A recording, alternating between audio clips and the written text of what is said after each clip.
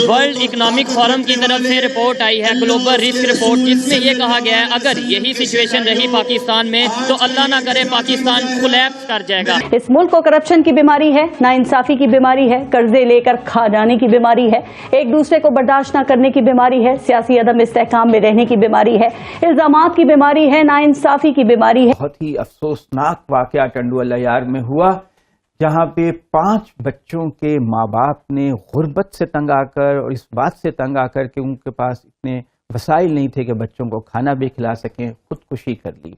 कर्जों के इंजेक्शन लगा लगाकर मईशत का पूरा जिस्म जख्मी और छलनी है।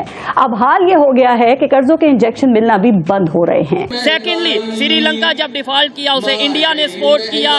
इसके अलावा अफगानिस्तान की बात करें, उसे भी इंडिया सपोर्ट कर रहा है। पाकिस्तान अल्लाह ना करे अगर डिफॉल्ट करता है तो उसे कौन सपोर्ट करेगा? मीडिया को इन्होंने मजाक बनाया हुआ, ये अपने पाँव की जूती बनाना चाहते हैं।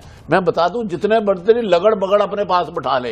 एक ऐसा अफसोसनाक वाकया स्वीडन में हुआ है, जहां एक दाएं बाजू के बड़े शिद्दत पसंद किस्म के सियासतदान ने कुरान पाक को जलाया तुर्की के सिफारत खाने के करीब जाकर। श्रीलंका जैसे डिफॉल्ट की कंडीशन में गया, उसे इंडिया ने कहीं काफी हद तक सपोर्ट किया। अफगानिस्तान को वो सपोर्ट कर रहे हैं, हमें क्यों नहीं चाइना सपोर्ट करता? हमारा भी तो दोस्त है। तो सर चाइना ने भी तो अभी सपोर्ट कर रहा है ना तालिबान को, गिफ्ट वेपन्स के गिफ्ट भेजे हैं तालिबान को चाइना की जानिब से। एक तरफ तो तालिबान जो है पाकिस्तान पर अटैक कर रहा है, दूसरा चाइना जो है पाकिस्तान का दोस्त होते हुए भी जो है वो तालिबान को वेपन गिफ्ट कर रहा है। रोते रहे, रोने से क्या किसी का मसला है? हमें रोने में देखे ना, हम रो रहे हैं, अब दहशतगर्दी भी हो रही है।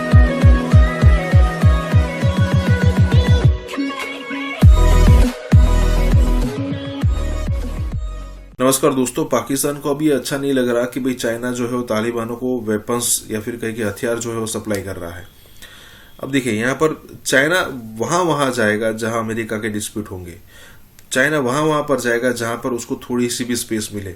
जैसे कि मान लीजिए उसको ऐसा लगा कि भाई पाकिस्तान के अंदर थोड़ी स्पेस है, तो वहां उसने घुसने की कोशिश की और पाकिस्तान ने तो स्पेस ही स्पेस दे दी, क्योंकि उसको पता था कि दोनों के जो दुश्मन है वो कॉमन है और वो है इंडिया। उसके अलावा पाकिस्तान ईरान में घुसा, पाकिस्तान सऊदी में घुसा, हालांकि उसको चाइना घुसा, मतलब नॉट पाकिस्तान। लेकिन चाइना को यहाँ पर उतनी जो आप कहें कि सक्सेस मिली नहीं, क्योंकि अभी भी अमेरिका अच्छा खासा होल्ड अरब कंट्रीज और पाकिस्तान में रखता है। कहने का मतलब ये है कि यहाँ पर चाइना ने तालिबानों को सपोर्ट किया हथियारों के मामले में, और वही जो तालिबान है वो टीटीपी को हथियार प्रोवाइड करते हैं, और टीटीपी वही है जो हर रोज पाकिस्तान के अंदर बम धमाके करवाता है। कहने का मतलब ये है कि चाइना खुद बेवफाई कर रहा है पाकिस्तान के साथ। इसी के साथ ही वीडियो शुरू करते हैं। और हाँ दोस्तों, सुपर थैंक्स के जरिए हमारी मदद करना न भूलें। तो सर चाइना ने भी तो अभी सपोर्ट कर रहा है ना तालिबान को, गिफ्ट वेपन्स के गिफ्ट भेजे हैं तालिबान को चाइना की जानिब से काबुल अटैक के बाद। क्या कहना चाहेंगे आप? एक तरफ तो तालिबान जो है पाकिस्तान पर अटैक कर रहा है, दूसरा चाइना जो है पाकिस्तान का दोस्त होते हुए भी जो है वो तालिबान को वेपन गिफ्ट कर रहा है। मैंने वो रिपोर्ट देखी है, I am not very sure. एक तो सवाल ये कि तालिबान को हथियार की क्या जरूरत है? भूखे नहीं मर रहे, वो सारी दुनिया को तो कह रहे हैं कि हम भूखे मर रहे हैं, हमको रिकग्नाइज नहीं कर रहे हैं, हमको फॉरेन एड दीजिए, हमारे पैसे जो अमेरिका ने फ्रीज किए हुए हैं वो अगर पैसे रिलीज हो जाते हैं तकरीबन $7 बिलियन हम उसका इस्तेमाल कर सकते हैं हमारे लिए। फिर हथियार क्यों चाहिए उनको? जंग करना है, किससे जंग करना है? अपने लोगों से या पड़ोसियों से? So I think that's a very serious question. एक के वो हथियार क्यों नहीं? दूसरी चीज ये है कि अमेरिका ने वो कुछ $15-20 बिलियन के हथियार छोड़ आए हैं, तो हमवीज वगैरह, वो मैं सुना कि हेलीकॉप्टर्स भी छोड़ कर आ गए। तो हथियार तो उनके पास बहुत है। मुझे तो ताज्जुब हो रहा है कि वो हथियार उन्होंने रशिया को या यूक्रेन को बेचा नहीं, क्यों नहीं? तो पैसे उनके पास भी आ जाते foreign currency if they sold those weapons. So मैं अगर चाइना अफगानिस्तान को रियली हेल्प करना चाहता है तो रिकग्नाइज कर ले तालिबान की गवर्नमेंट, उनको हथियार देने के बजाय उनको रिकग्नाइज कर दिए, एक पैसा नहीं लगता। एम्बेसी तो वैसे भी काफी खुली हुई है उनकी काबुल में। दे वांट द रिसोर्सेस, जो माइनिंग राइट्स चाहिए उनको, एक्सप्लोर करने की राइट्स चाहिए, और अपॉर्चुनिटी तो है, मतलब because it is so close. दूसरी चीज ये है कि वो डरते हैं कि अफगानिस्तान से जिहादी जो है सो फिर जाकर जिनजियांग वगैरह में तमाशे गड़बड़ ना करे, मतलब टेररिज्म वगैरह करके इनसिक्योरिटीज ना बढ़ाए. So they are trying to prevent that by trying to have an influence. और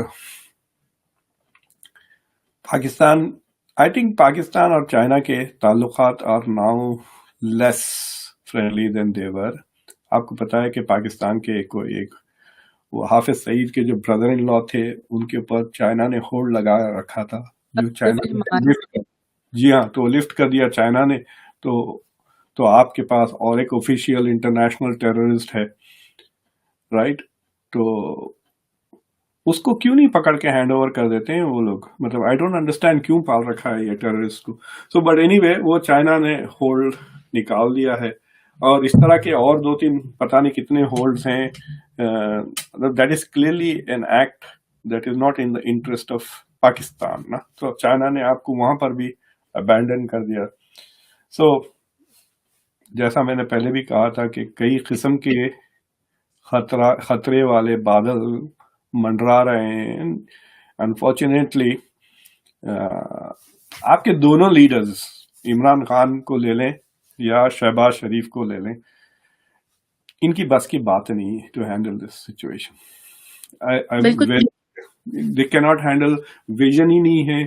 और मतलब to keep, it's like an equation जिसमें कई वेरिएबल्स हैं. ये 1 या 2 वेरिएबल से ज्यादा इनकी बैंडविड्थ ही नहीं है. But you need many variables at the same time. India is rising. Our friend China is less friendly. America के साथ क्या हो रहा है? Domestic insecurity है. Economy is not doing well. ऊपर से अल्लाह मियाँ जूते पे जूता मारे जा रहे हैं पाकिस्तान को. फ्लड्स हो रहे हैं, अर्थक्वेक्स हो रहे हैं, सारे के सारे. उसके बाद आपके पास एक करोड़ों अजीब किस्म के लोग फंसे हुए हैं जो मतलब उनको टेररिज्म के अलावा और कुछ आता ही नहीं. TTP को ले लें या दूसरों को ले लें. एक जमाना था कि कहते थे खाली वहाबी टेररिस्ट है. अब आपके पास तो बरेलवी भी टेररिस्ट बन गए. मैं सुना कि बरेलवी वाले भी एक तहरीक शुरू करे हुए. पाकिस्तान जो है ना, वो उसका वजूद किसी मोजज़े से कम नहीं है.